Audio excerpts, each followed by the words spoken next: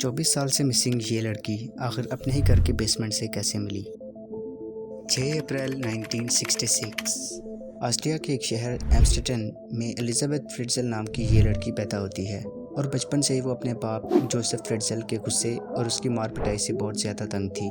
Even वो तो अपने घर से भागना भी जाती थी।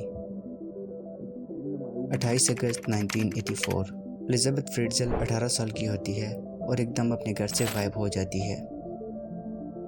उसके पेरेंट्स पुलिस में कंप्लेन करवाते हैं और एक सर्च ऑपरेशन शुरू होता है और कुछ ही दिनों बाद एलिजाबेथ के ही घर से एक लेटर मिलता है जो कि एलिजाबेथ की हैंड राइटिंग से लिखा था।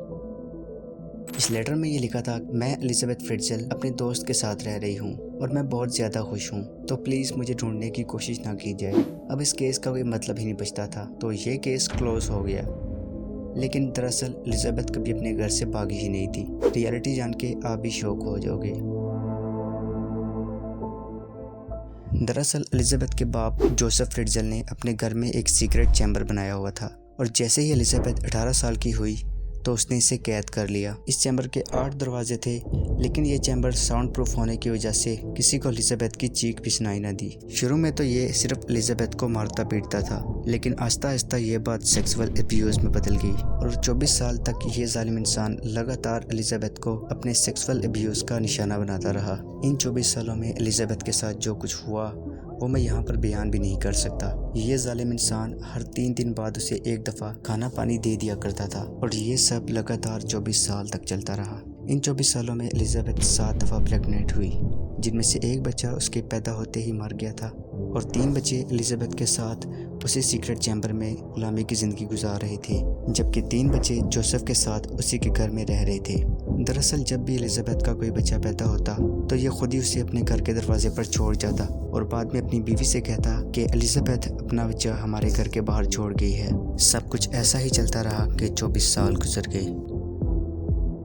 24 साल बाद एलिजाबेथ की एक बेटी क्रिस्टीन, जो कि एलिजाबेथ के साथ उसी सीक्रेट चैम्बर में रह रही थी, की तबीयत बहुत ज़्यादा ख़राब होने लग जाती है और एलिजाबेथ जोसेफ के सामने हाथ जोड़ती है कि इसका इलाज करवाया जाए और शॉकिंगली ये जालिम इंसान मान भी जाता है और क्रिस्टीन को हॉस्पिटल ले जाता है। डॉक्टर्स को चेक करवाने के बाद ये पता चलता है कि क्रिस्टीन का किडनी फेलियर हो गया है और जब डॉक्टर्स ने जोसेफ से क्रिस्टीन का रिलेशनशिप पूछा तो उसने कहा कि मुझे ये रोड के किनारे पड़ी हुई मिली है और ये बात डॉक्टर्स को कुछ हजम नहीं हुई और डॉक्टर्स ने पुलिस को कॉल कर दी, जिसके बाद जोसेफ पर नज़र रखना शुरू कर दी।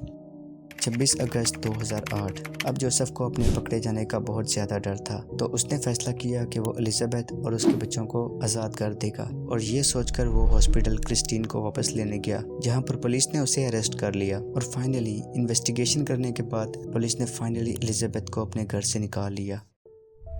एलिजाबेथ की स्टोरी से पूरी दुनिया शॉक हो गई रह गई और इस 24 साल के टॉर्चर के बाद एलिजाबेथ की मेंटल हालत बहुत ज़्यादा ख़राब हो गई थी, जिस वजह से गवर्नमेंट ने उसे ऑस्ट्रिया के एक शहर में नई ज़िंदगी शुरू करने के लिए भेज दिया, जबकि जोसेफ को उम्र कैद हो गई और वो आज भी जेल में है।